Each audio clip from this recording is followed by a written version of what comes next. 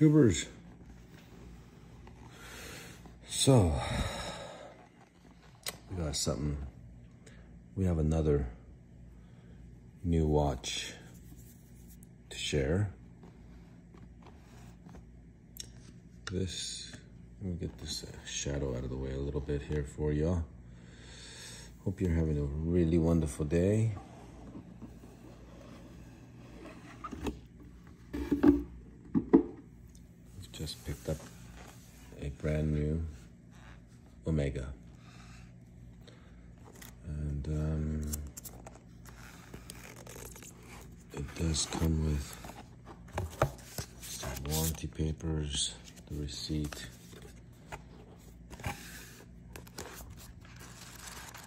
Wow. Pretty nice booklet.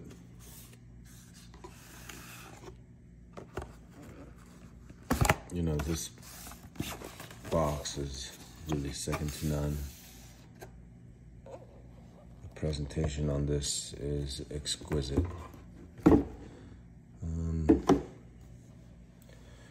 It's definitely better than a Rolex box, that's for sure. It does come with a little metal button that actually locks the box. And here we have it. So, it does come with I have no idea what that is for.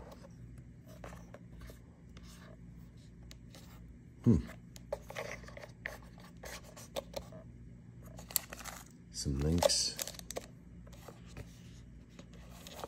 that we took off. A little baggie.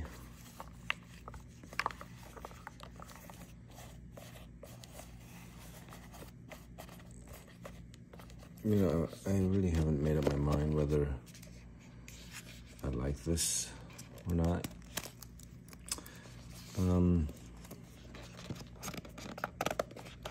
And this thing is, the pillow is pretty decent. You can, in case you've got smaller wrists, you can actually use this or this to kind of make it bigger.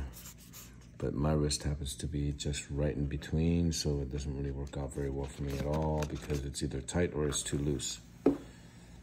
Let's set that to the side for a second there. So, this watch, I'm very happy to say that it is a very nice watch. It feels great on the wrist. It does have, it's not perfect really, but it is pretty close. There's a couple things that I like and I don't like about this watch. This actually is my second Omega. Omega Seamaster. The original Seamaster 300 I had was actually the very first James Bond showing. I think it was in 1994. I thought I went when I purchased it on 1994. It wasn't. I'll show it to you guys one of these days. But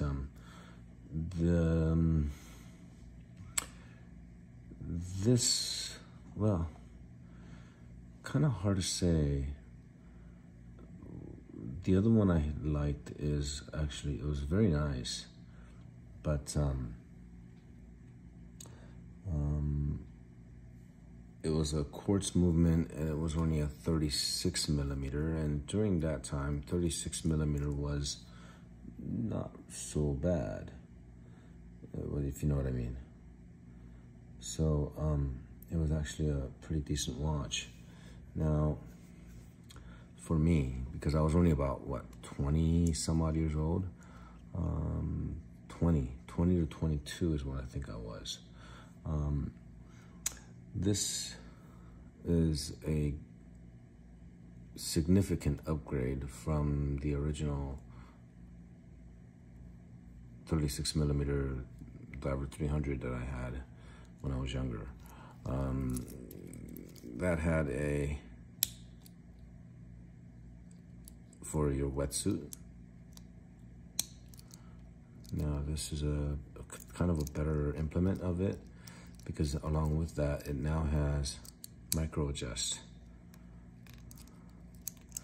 Overall design has stayed the same. I know that they got rid of the wave pattern on the dial for a little while, but it did come back. Thank goodness it did, because it's become quite the hallmark of a Rolex. I mean, a Omega Seamaster. This Seamaster is a coaxial movement. Coaxial is a completely different type of escapement. On the back here, you can actually see the escapement slightly moving back and forth. It actually has two gear sets where it reduces friction, prolongs the longevity of the life of the watch itself, the movement itself. You know, I don't know if it's just me or I get lucky, but the general design of the watch has stayed the same. The links have not changed. They did become a bit more sharper, I'm gonna say. It's not as smoothed over on the edges as it used to be, from what I remember. The stainless steel is not as good as the Rolex stainless steel. It's not the 904, but rather the 314.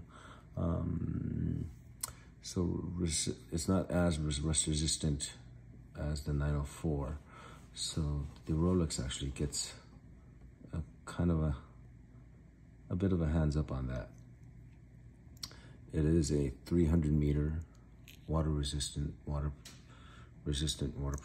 watch. The helium escape valve is here. It is kind of a Rolex thing. I mean, an Omega thing. I keep saying Rolex, my apologies, but an Omega thing. And the new thing about this one is that the helium escape valve can be opened underwater. So that's one thing that's interesting. There is an inner helium escape valve inside, which will, if it feels the difference between 1 bar and 1 to 3 bar, I believe, then it actually releases the helium that's being built up inside the case, so that you don't lose the glass doesn't pop out, which is actually very nice. As far as the case is concerned, the case is, it's very nice. It feels the same. It is a bit on the beefier side. Like everything is just a bit more robust. I don't want to say robust. It's a bit, just a tad thicker than, say, the Rolex Submariner. But it's still plenty wearable, I think. If you look at the profile on here, it does stick up just a little bit, but it could sit down just a bit more for comfort issues. But I think with the exhibition case back and the domed crystal and the caliber 8800, it is what it is. The one thing I did notice about this watch compared to the other ones that the other Seamaster I had was, it doesn't hack the hour hand. The hour hand used to be able to move freely, adjusting the date while as you go. This one, it actually jumps the date. Sorry, almost went out of frame there. So we can adjust the numbers of the date function here, and it jumps, and the next click over will actually hack the seconds, and then you can adjust the time. The skeletonized hands is kind of the trademark again for the Omegas, and I've always liked it. I thought it was a very unique way of doing it. And as you can see here, the skeletonized hands have loom on the tip as well as the legs. And I really think it's nice. Even at night, as it lights up with the loom, it looks very, very unique and very cool. The caliber 8800, this particular caliber carries a 55-hour power reserve. It beats at a 3.5 hertz, which is very, very good.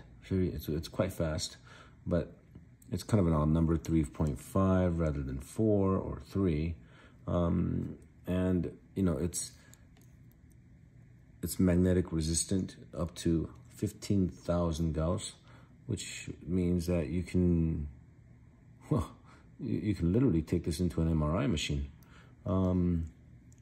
It is Meta certified, so it beats Rolex by a mile when it comes to magnetism. Now, on the case here, we do have a ceramic bezel, which is always a plus in my opinion. The ceramic bezel gives you super scratch resistance. Most of your scratching on the watch face is not really the crystal. Crystal is pretty hard itself. It's usually right on the bezels here, around the edges. Of course, the ceramic bezel doesn't go all the way to the edge, so you may still experience some scratching around the edges, but at least the bezels where the numbers are, they're going to stay intact for the most part. From my experience, for a really long time, my Seamaster has been my beater watch. I wore it to everything. I mean, literally, wherever I would go, whatever I would do, if it was anything sports orientated, or if it's, I would wear it because I didn't care. It was like, it was tough. It wasn't a super expensive watch. I think it was like $1,500 or something like that at the time. Quartz movement, 36 millimeters. It was small, but you know, I wasn't a rich guy and I wasn't a big guy. So, back in those days, large watches weren't exactly the thing. And you know, watches got thicker and bigger as time went. And now it's all the way, everybody's wearing at least a 41, if not a 43. Even 46s are on the market now. 46 has been on the market. There's watches over 50 mil these days. So, but they are kind of coming down in size. And I think the Goldilocks zone is right around the 39 to 42 millimeter mark. 40 and 41 millimeters is actually quite ideal, even for a diver's watch with the bezel. The rotating bezel takes up some real estate. On certain watches without a bezel, where the dial extends all the way to the edge here, anything over 43 it just looks big and awkward, and you know, quite unbalanced on the wrist unless you're a really heavyset guy. This watch comes with a free-sprung balance with and it's a silicone balance wheel, and that also protects the watch from, you know, magnetism. And being that it's a silicone movement, silicone springs are, you know, harder to deal with, and you're not supposed to touch it, and there's, you know, all sorts of things that go along with that. Now, along with this white and black bezel, they do have the silver one and they have the blue one. They do have a limited edition line, limited production per se, where they have the bezel not made out of ceramic, but it's made out of metal. To be honest with you, in my personal opinion here, I picked this watch. Initially, I was going to get the blue one, and then I looked at it, and then the sales guys at the Feldmar, they told me, you know, our favorite color is white, and I was like, okay, well, let me take a look at that real quick. And they brought it over and I looked at it and I thought, oh, well, yeah, you can see the dates and you can see the time better. It's a little more legible. And then I thought, I brought it home a few hours ago, and the more I look at it, in my opinion, it's a bit too simple. And the ceramic dial has this, I don't know, it has this sheen to it that I don't really appreciate. It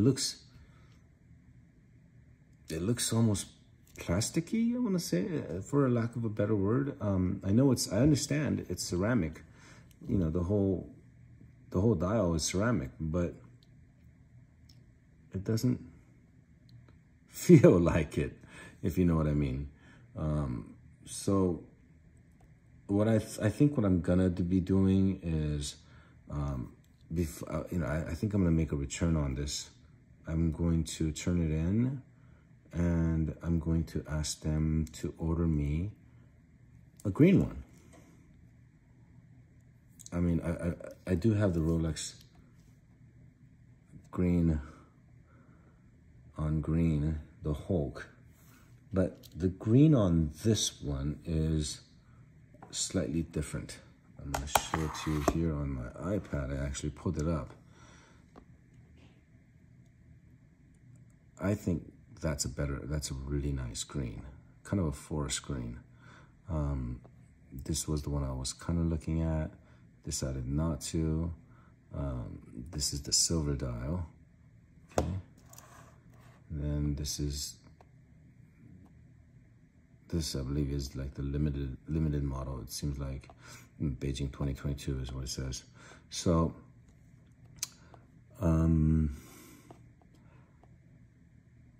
I think there is a back order on the green watch. So I'll be waiting. I'm gonna have to end up waiting a little bit in order to acquire that green one.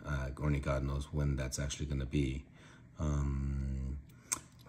But another thing about this watch that my other watch that I've had for years and years and years, I never minded it. I never minded the straight. I never minded the straight bracelet, you know, non-tapering. But after wearing my Rolex and after wearing my IWC, I can see, or I can feel why that taper is important. The taper is quite important because as you buckle up here in this region here, having this a bit more thinner allows your wrist to move a little more freely inward, and it feels almost like you're not wearing anything. And having a bigger buckle here, a wider buckle, you can feel it kind of. You can feel it. Of course you can feel it. You know, it's a watch, but you can feel more of it.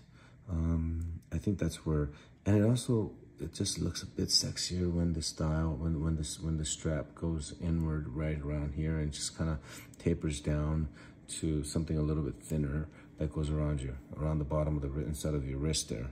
And on the wrist, it looks fine. It looks spectacular.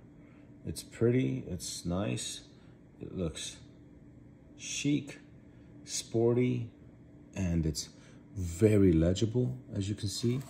Of course, there's no reason why that's not legible, but that is definitely more legible. And you know, the whole, and I have so many blue watches that it's just not the most desired for me. And I have a couple white bezel, white dial watches where it's more of a creamish color, creamy. This is like a snow white.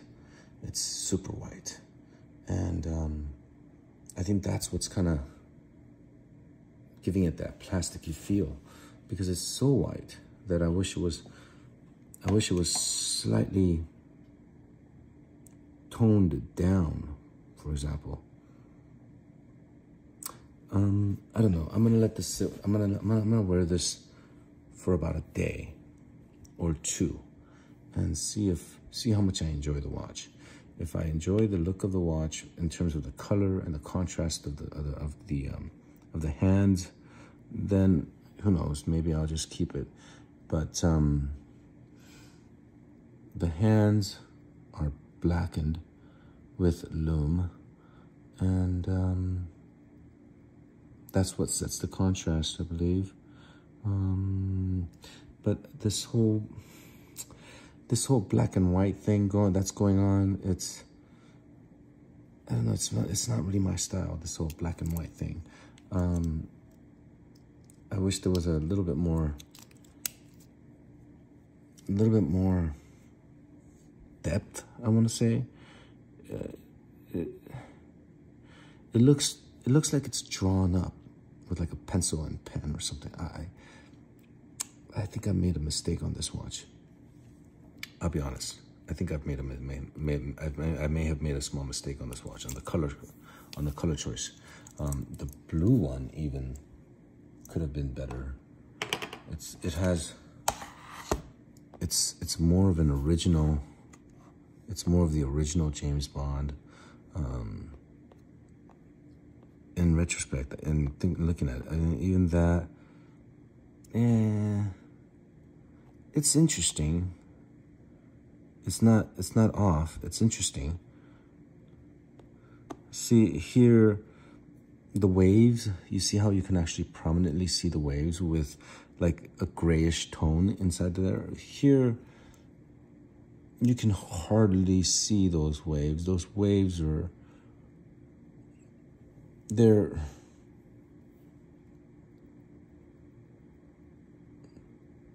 can hardly see those waves. And I think maybe that's what's getting me.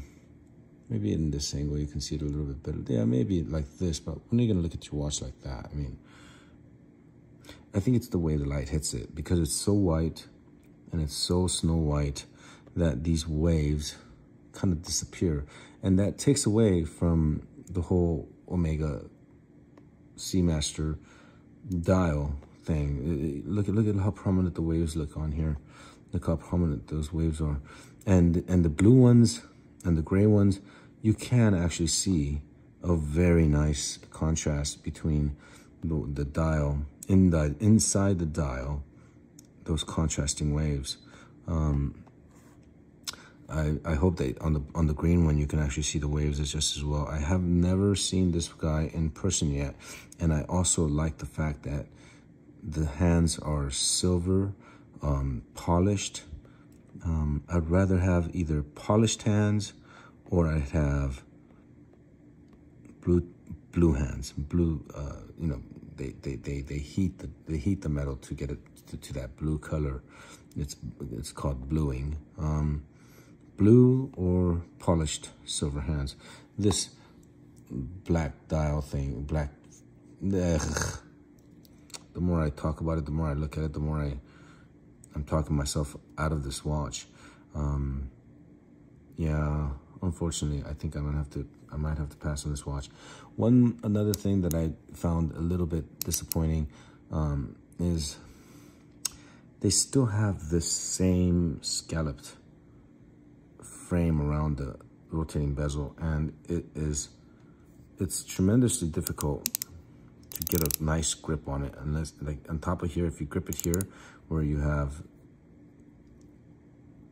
I forgot what that's called actually. What is that called? If you grip it by the top, where there's just not that much real estate, it doesn't turn very well, and you have to really always turn it from here, like on the sides. And that's always been the case with even the older one. And what I've found, what I feel, and what I hear, Rolex, the execution by Rolex is a good stretch better. It's tactile, it's grippy, it's sharp to the finger, so you actually get a good turn on it. This thing, it just kind of slips, just because those scallops are just way too thin. So anyways, those are my 2 cents. You know, I love this brand. I can't wait. I couldn't wait to get another Omega on my wrist, because throughout my younger years, high 20s, you know, early to mid 20s, you know, years of age, I wore the schmack out of my Omega, because I was young and I didn't have that much money, and that's all I had. So I couldn't spend all that money on a new watch, and this was the watch I wore everywhere we went, whether it was going out on town or going to the beach or whatever it was. This is that's the watch I wore all the time. As a matter of fact, I still have the watch. Give me a quick sec, I'll be right back.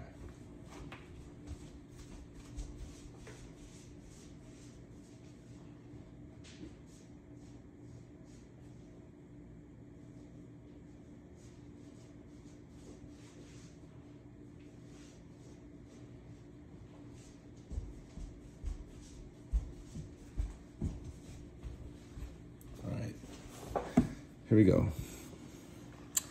I've brought my small watch collection here. I've got some other watches over there, but these are my these are my watches that are pretty much. I went through a bunch more before I settled on. I lost a bunch of them actually, but this is the Omega Speedmaster that I spent most of my life with. My early to late 20s, I was always wearing this. Then, actually before that, I wore this Hamilton. It is an automatic, and it served me well, and during the time, it was actually a pretty decent watch. It's like a 36mm as well. You know, back then, 36mm was a decent sized watch. And then from there, I took my buddy's watch and I kept it. Sorry, Terry. I still have your watch. And then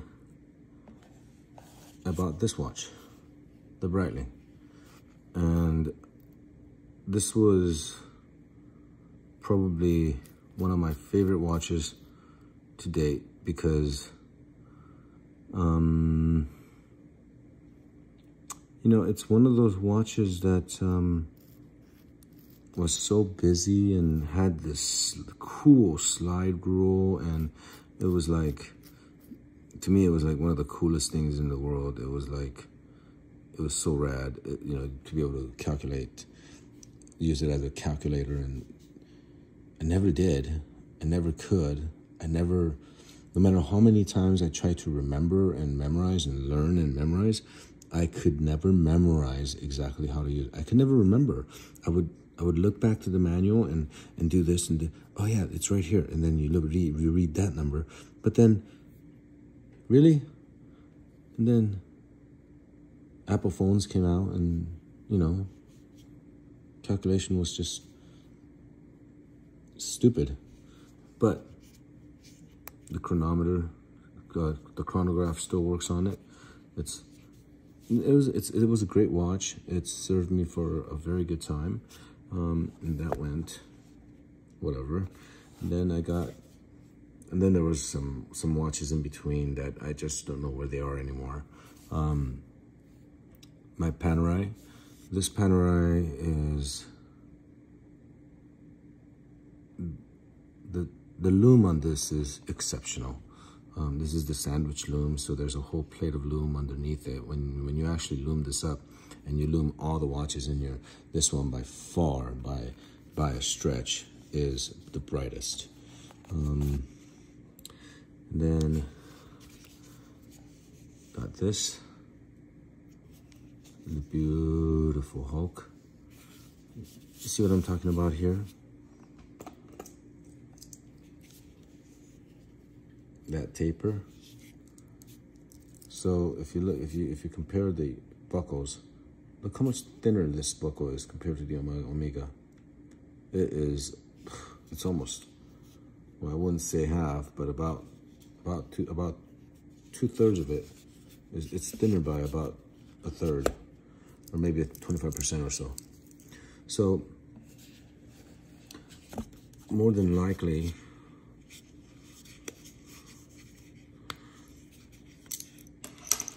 that will go into my spare watch box. I have another watch box that I use for just storing other watches. These are, and then I need to get another, I will probably get another watch to replace this out of this box and then put it into a different box, eventually replacing this watch as well. Then we have, this is a fairly new watch. We just did a review on this not too long ago. This is the IWC Pilot watch. This is the in-house movement, not the Valjoux movement. This is not the Le Petit Prince, but the 2022 release. This also has a tapering bracelet, and but it doesn't taper as extremely as the Rolex does, as you can see there. But this also is a very comfortable watch. It's a bit on the large side, which I don't mind. This here is the Accutron electrostatic movement watch. It's not an automatic mechanical watch, but rather it's an electrostatic watch where these two turbines actually are connected to a rotor on the inside back. And when that turns, it turns also these turbines, which create static electricity, then which static electricity is stored in the transistor. And then this motor starts to run the second hand. The second hand sweep is an amazingly smooth sweep, just like the Seikos, the Grand Seikos. Now it starts to go, and it slows down or speeds up depending on exactly where the second hand is in real life. And then once it catches up to that second hand, or the time catches up to the second hand, it starts to go at its correct pace. So the watch is actually always running, and when it's ready to run, when you start moving around, this motor starts to power the second hand, and the second hand starts to move. Very cool watch. It's the one of its kind. It's the very first electrostatic watch ever made, and it is made by Accutron. It's quite mesmerizing, this watch is. And one of these days, I'm going to do a lume check on all these watches. I'm going to show you which watch has the best lume and how long the lumes last. Until then, toodaloo.